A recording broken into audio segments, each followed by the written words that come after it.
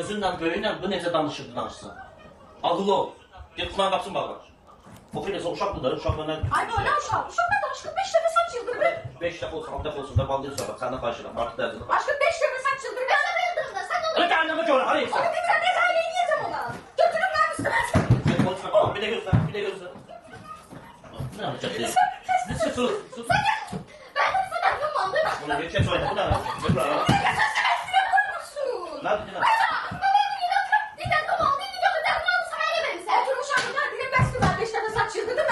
Sabah ne sıkıntı Liza?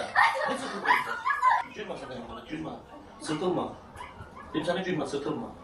Adam ol. Gelecek. Ben bir sen anneni. Hayır size anlatacağım, gata 1 lira. Gata 1 lira.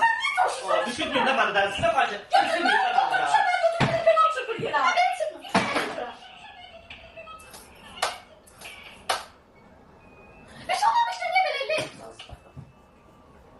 Yazın derdin yaklaşsın bölümden, özünden bölüm var. Ay dedim ben, neyse unuttum. Ay dedim ahı. Götürün. 5 dəfə mən niyə saçıldım? 200 lira dolu benim. 200 lira dolu benim. Mən niyə rəqd olmam? 200 lira benim dolu. Aşkım mən niyə rəqd olmam? Ay aşkım. Sen de 200 lira. Bu nədir? Dur bana bana da süre. 200 lira dolu benim. Aşkım mən niyə rəqd oluram? 5 dəfə saçıldım oldu, mən niyə konuşuram? Sen de başında yüzünü bil da. Yani özün isteysen de 5 tane yapar. Benim aşağıda birini yukarıda. Birini arkadan Ay bakarsın. bir şey olmamış. Ben de öz çöylemi tırıldım da. Ay Allah Sus sıkıldım. yeter. Allah'ın hesaplaşmamızdan karşı şeyler. Ayağını sıkılıp bu. Ay aşkım mən niyə rəqd olamayım? Mən sərsən dolapçana kimi 12 sənədirəm belə. Mən niyə rəqd Ben de göster. Aşkım 12 sənə. Her sen de böyle. Be. Ne? Ben de hoca olacağım. Sen de bırak.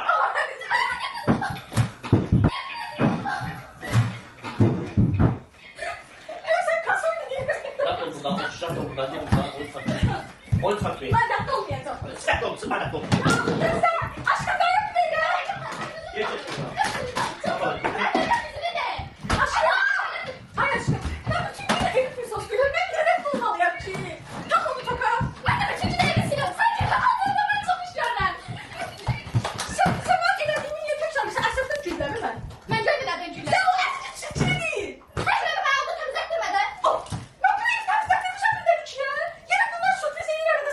Sen orada da ev temizlettirmişim bir defa kapıyı sana. Ben her şeyi temizlettirmeden. Sen öldürmüşsün. Akşam gidiyorum. Dur acaba seninle. Ben neye seninle? Aşkım götürün paspasını gibi. Yine topla. O benim kızım. Yine topla. Yine topla. Yakışır o. Ay